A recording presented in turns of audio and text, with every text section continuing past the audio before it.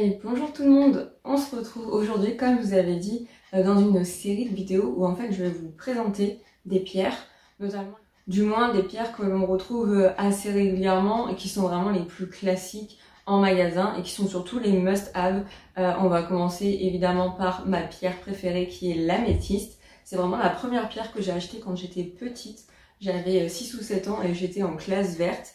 Je me souviens que j'avais acheté un pendentif, j'ai Swifi qui me regarde en mode de quoi pourquoi tu parles toute seule? Je sais pas si vous le voyez parce que j'ai recadré un petit peu, mais Monsieur Swifou est en train de me regarder en mode je t'écoute, je suis très concentrée par ce que tu racontes. Donc voilà, je vais faire une série de vidéos du coup sur les pierres. Elles auront à peu près la même manière d'être tournées. Là c'est vraiment le premier jet, je vais essayer de ne pas être trop longue, mais je pense que vous commencez à me connaître. Mais en tout cas au niveau du sommaire ce sera toujours la même chose, ce sera les caractéristiques de la pierre, ses origines, le côté historique et religieux, la composition, les propriétés physiques, mentales, donc les vertus, et bien sûr où retrouver cette pierre dans les bracelets sur la boutique Moucha. Donc Moucha Boutique qui est ma boutique de bracelets faits main par mes petites mains.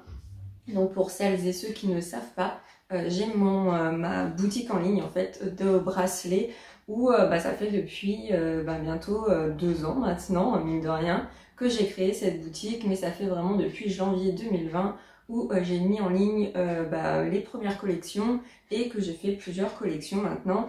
L'améthyste, vous la retrouvez dans toutes les collections parce que c'est vraiment ma pierre chouchou. Pour ceux et celles qui ne savent pas, l'améthyste c'est ça. De toute façon, au fur et à mesure de la vidéo, je vais vous montrer un petit peu, je vais vous faire des petits sneak peeks des photos où je vais vous mettre un petit peu des dossiers d'archives, des fichiers d'archives. J'ai scripté mes vidéos, donc normalement on ne devrait pas trop partir en sucette.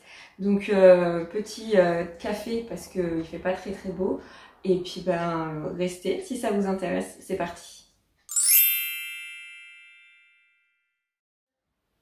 Donc on va partir vraiment sur les caractéristiques, les choses basiques de la pierre, les caractéristiques de l'améthyste.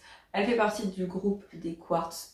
Comme presque toutes les pierres, il y a du silicium à l'intérieur dans sa composition chimique. Elle a un indice de dureté de 7. Alors l'indice de dureté, ça va de 0 à 10 si je ne dis pas de bêtises. Je ne pense pas qu'il y en ait qui soit à 0, mais il y en a à 10, le diamant. En fait, c'est vraiment l'indice de dureté, ça va être la force, enfin le fait qu'elle soit friable ou pas, qu'elle peut être facilement rayable ou qu'elle peut être facilement détruite ou émiettée, sachant qu'il faut faire attention pour les bijoutiers à ne pas travailler des pierres trop dures parce que ça peut être vraiment compliqué à tailler et à sertir, etc. Mais il faut aussi faire attention aux pierres qui sont plus ou moins friables et plus ou moins fragiles parce que du coup vous ne pouvez pas forcément faire tout ce que vous voulez avec. Donc l'indice de dureté est vraiment très intéressant pour les bijoutiers. Pour les gisements les plus importants ou ceux qui sont vraiment le plus connus pour les améthystes, ce sont l'Uruguay et le Brésil, donc Amérique latine. Et pour les couleurs, ça va du violet pâle au violet foncé. Il y a plusieurs sortes d'améthystes, mais dans la moyenne, en fait, c'est l'améthyste classique que vous connaissez, qui est un violet. Alors au niveau origine, on va partir déjà sur le nom améthyste. Qu'est-ce que ça veut dire en grec? Donc métistos c'est l'ivresse et a ça veut dire l'absence. Donc absence d'ivresse ou sobre, voilà ce que ça voudrait dire. Au niveau mythologie, Améthystos est une nymphe de sexe féminin. Dionysos aurait tenté de la séduire, mais celle-ci a résisté. Et donc du coup, pour protéger Améthystos, Artémis l'a transformée en cristal de roche. Et Dionysos, il n'a pas trop aimé. Du coup, il aurait renversé son verre de vin sur Améthystos, qui en fait aurait transformé le cristal de roche en une couleur un petit peu violacée, comme l'améthyste. Les Grecs connaissaient cette légende et en fait, ils ont vraiment pris l'habitude, par rapport à cette légende, de boire leur vin dans des coupes d'améthyste en fait. Et ça les aidait soi-disant à augmenter leur résistance à l'ivresse. Donc voilà, de toute façon, il y aura souvent des histoires d'amour ou des histoires comme ça, des légendes grecques quoi. D'un point de vue historique, on a pu retrouver de l'améthyste depuis vraiment très longtemps. C'est une pierre d'ornement qui a toujours été exploitée pour la décoration, notamment chez les Étrusques. Alors j'ai pu découvrir vraiment beaucoup de choses en faisant ces recherches parce que je ne connaissais pas les Étrusques, qui sont un peuple qui a vécu au centre de la péninsule italienne en 264 avant Jésus-Christ. Mais on peut aussi retrouver l'améthyste chez les Égyptiens. Et il y a d'autres pierres que je vous présenterai plus tard. Les Égyptiens étaient vraiment friands de pierres précieuses et semi-précieuses. Et c'est vraiment hallucinant de retrouver des bijoux avec notamment de l'améthyste incrustée dedans. De nos jours, nous on l'utilise vraiment comme pierre semi-précieuse et non précieuse sur les couronnes britanniques, mais aussi notamment égyptiennes, comme je vous avais dit. Et les Romains, tout comme les Grecs, buvaient aussi leur vin dans des coupes d'améthyste. C'est la pierre qui est représentative des Bacchus, et les Bacchus, ce sont des dieux de la fécondité. Idem, je ne connaissais pas du tout les Bacchus. Notamment, ces personnes-là, ces dieux-là, pouvaient créer des colliers ou des bracelets en améthyste pour justement les faire porter à leur divinité. Et aussi, j'ai pu voir du côté religieux que l'améthyste était un symbole d'encouragement au célibat et à la piété. Et au Moyen-Âge, on retrouvait sur des ornements et des reliques ou des bagues que les évêques portaient. Joseph aurait soi-disant offert une bague sertie d'améthyste à la Vierge Marie. On voit aussi que Saint Valentin porte un pendentif en améthyste et que les évêques du Vatican portent un anneau avec une améthyste qui est le symbole de leur dévouement à l'église. Et il y a aussi le Dalai Lama qui porte un mala avec de l'améthyste, et assez souvent, je vous inclurai des photos si je les ai trouvées, mais comme quoi en fait dans toute religion, l'améthyste était rattachée à quelque chose, et c'est une pierre qui suit depuis des années et des années le côté religieux et biblique. J'ai aussi, pendant mes recherches, fait une découverte assez sympa où en fait Léonard de Vinci aurait fait des études et aurait fait des recherches sur l'améthyste, et en fait j'ai trouvé des scans de son carnet en fait d'écriture où il vante les bienfaits de l'améthyste. Il avait toujours une améthyste sur lui ou dans son cabinet qui l'aidait à augmenter ou à l'aider à être plus intelligent, à accroître sa concentration, sa créativité et à chasser ses pensées négatives.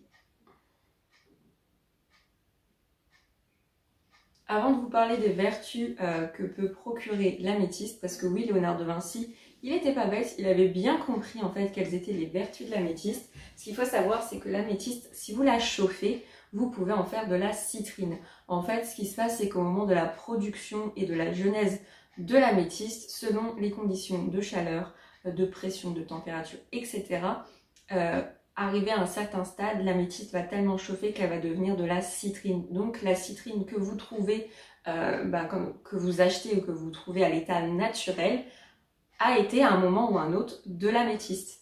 Et ce qu'il faut savoir, c'est qu'on peut trouver, la nature est tellement bien faite, on peut trouver ce qu'on appelle de l'amétrine, donc un mélange d'améthyste et de citrine dans la même pierre. C'est une pierre qui est magnifique. Moi-même, j'en ai déjà vu dans les mains. C'est vraiment une pierre que j'aime beaucoup. Donc voilà, la nature et sa beauté, tout ça. Donc l'améthyste, en fait, prend vie dans tout ce qui est roche magmatique et granitique, volcanique, parce qu'elle a besoin de chaleur. Comme les 3/4 des pierres, de toute façon, ce sont des pierres qui sont produites dans des conditions spécifiques, mais où il y a de la chaleur, de la pression. Donc souvent, roche volcanique magmatique.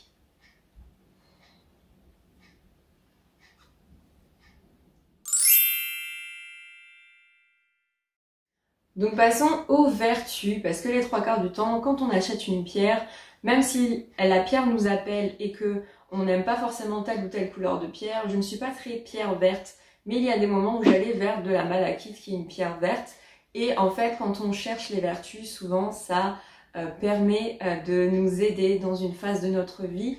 Et bizarrement, on pense toujours choisir la pierre, mais non, c'est la pierre qui vous choisit. Donc l'améthyste, en fait, c'est la pierre de la sagesse. de l'humilité. C'est la pierre de la méditation, du calme mental. Vraiment, si vous avez besoin de calme, de vous recentrer et de poser votre cerveau, c'est l'améthyste qu'il faut aller chercher. Forcément, elle vous fera du bien. C'est aussi une des seules pierres qui a les facultés de purifier l'environnement dans lequel vous êtes et de purifier les autres pierres, les autres bracelets que vous pouvez avoir. Donc si vous avez en fait une géode ou vous avez une druse, bon là c'est vraiment petit, mais si vous avez vraiment, enfin moi j'aimerais posséder une semi-géode d'améthyste, comme ça en fait elle a vraiment une grande surface et vous pouvez poser vos pierres ou poser vos bracelets pour les purifier et les recharger. Au niveau physique aussi, on lui donne les vertus de cicatrisation et d'accélération de la guérison. Il suffirait de poser en fait une petite pierre roulée comme celle-ci ou une pierre un peu plus grande sur la zone que vous avez envie de guérir ou de cicatriser et ça vous permettrait d'accélérer ce processus. L'améthyste est rattaché au chakra couronne, donc le chakra de la sagesse, de la connaissance et de l'éveil spirituel. Si vous avez envie de recharger ou de nettoyer votre améthyste, parce qu'au bout d'un moment, elle va se charger de votre aura, de peut-être aussi des ondes négatives de la pièce ou de vous, si vous la portez. Donc il faut la purifier et la recharger. Pour la purifier et la nettoyer, il suffit d'utiliser de l'eau de source, du sel, de la terre ou de l'encens. Donc vous la plongez dans de l'eau de source avec du sel ou vous la plongez dans de la terre ou alors vous faites comme moi je fais à l'encens, vous le passez à l'intérieur de la fumée et après vous vraiment l'enroulez autour de cette fumée. Pour la recharge, lune ou amas de quartz. Donc pareil, vous prenez une druse ou une semi-géode ou une géode de quartz et vous la mettez à l'intérieur ou alors vous attendez la pleine lune. Un jour avant, pendant la pleine lune ou un jour après, ça fonctionne aussi. De toute façon, toutes les pierres claires assez pâles lune, toutes les pierres avec des couleurs vives ou foncées, ce sera le soleil.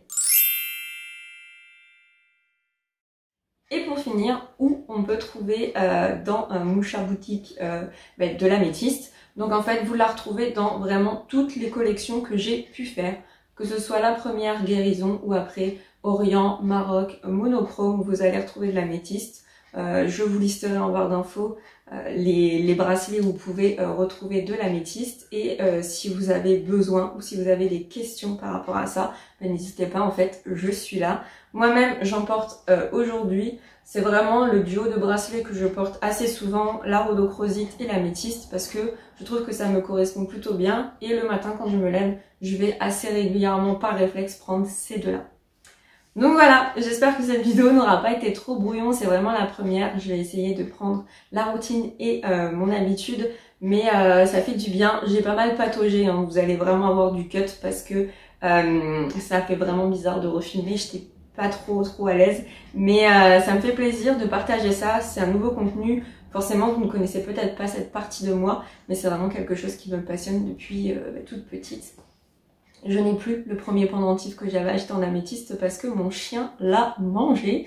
Mais je l'aimais beaucoup ce petit pendentif, faudrait que je me rachète. Hein. Donc voilà, j'espère que cette vidéo vous aura plu. Si vous avez envie que je fasse les cartes d'identité de pierres précieuses, semi-précieuses que vous aimez, n'hésitez pas à me le dire en commentaire. J'ai déjà prévu une liste de pierres assez complète pour vous faire leur carte d'identité, mais s'il y en a une qui vous intéresse vraiment précisément, n'hésitez pas à me le dire. Sur ce, j'espère que cette vidéo vous aura plu, je vous souhaite une belle journée, une bonne après-midi ou une bonne soirée selon le moment où vous regarderez cette vidéo, et je vous dis à très bientôt dans une prochaine vidéo. Bye tout le monde!